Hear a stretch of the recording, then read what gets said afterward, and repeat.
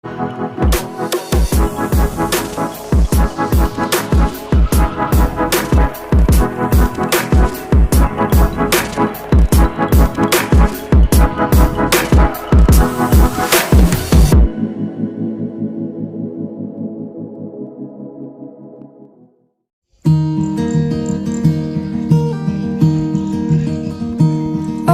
hush, my dear, it's been a difficult year, and terrors don't prey on innocent victims.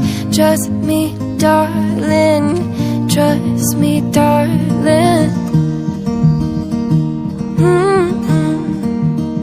It's been a loveless year. I'm a man of three fears: integrity, faith, and crocodile tears. Oh, trust me, darling.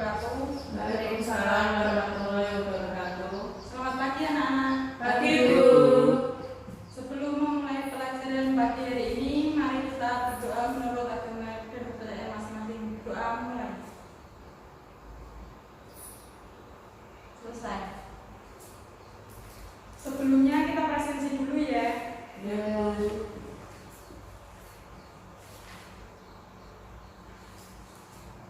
Si Pak Unidaya, Hadir, Bu.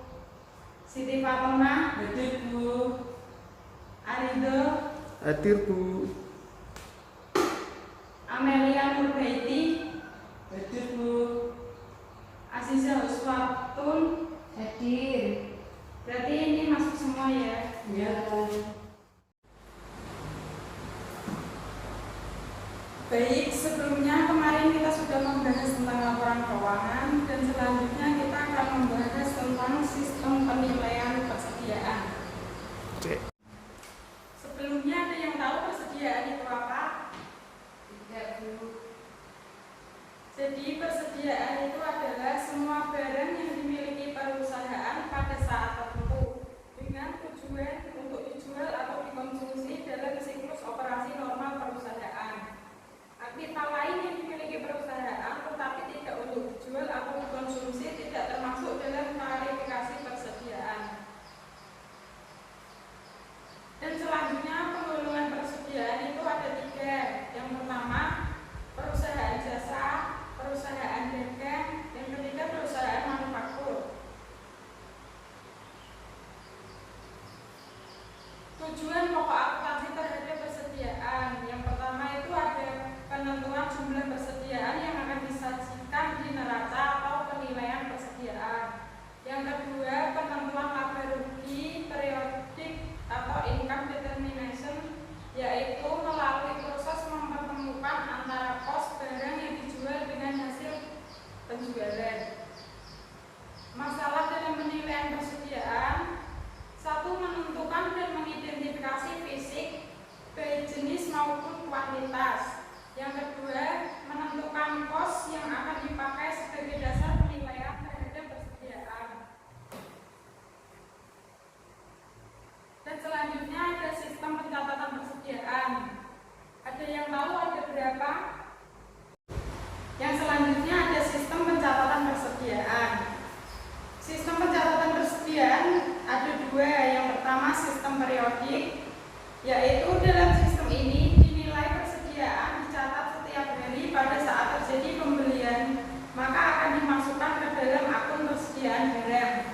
Dan pada saat terjadi transaksi penjualan, maka akan mengurangi barang yang bersangkutan, yaitu dengan cara menghitung nilai pokok penjualan secara langsung dengan metode yang dipilih.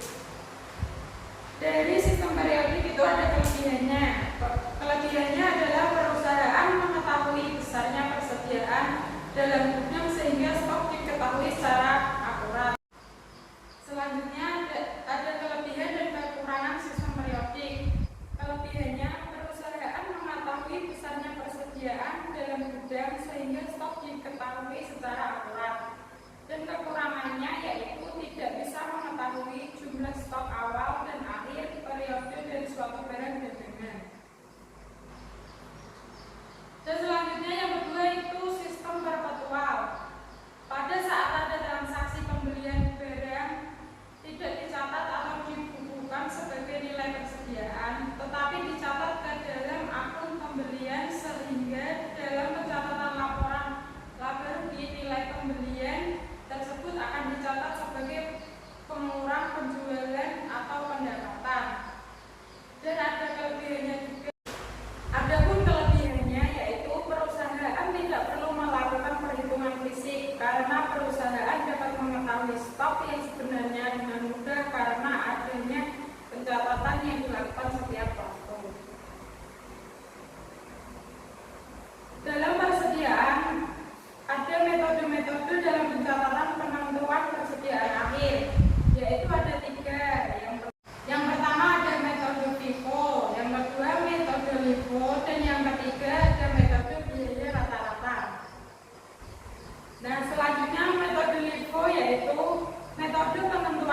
persediaan yang didasarkan pada anggapan bahwa barang paling dulu dibeli atau masuk adalah paling dulu dijual atau dikeluarkan.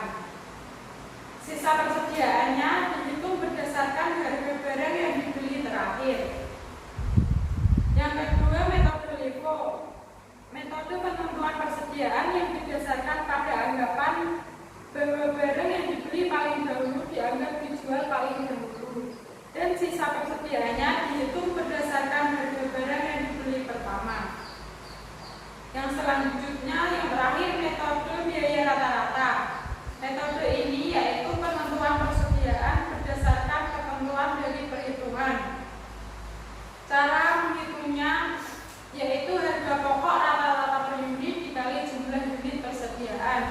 Jadi sisa persediaan dihitung berdasarkan harga rata-rata selama periode tertentu.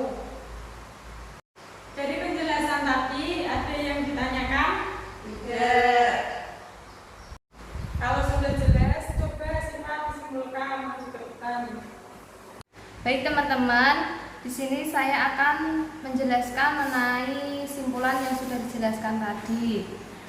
Persediaan adalah semua barang yang dimiliki perusahaan pada saat tertentu dengan tujuan untuk dijual atau dikonsumsi dalam siklus operasi normal perusahaan. Penggolongan persediaan ada 3. Yang pertama, perusahaan jasa, perusahaan dagang, dan yang ketiga, perusahaan manufaktur. Kemudian, sistem pencatatan persediaan ada 2. Yang pertama, sistem periodik, dan yang kedua, sistem perpetual. Dan kemudian untuk metode-metode dalam pencatatan persediaan akhir ada 3. Yang pertama metode FIFO atau first in first out, dan yang kedua itu metode LIFO last in first out, dan yang ketiga metode average atau rata-rata seimbang. Terima kasih. Terima kasih Siva sudah menjelaskan kepada teman-teman. Ada yang ditanyakan? Tidak.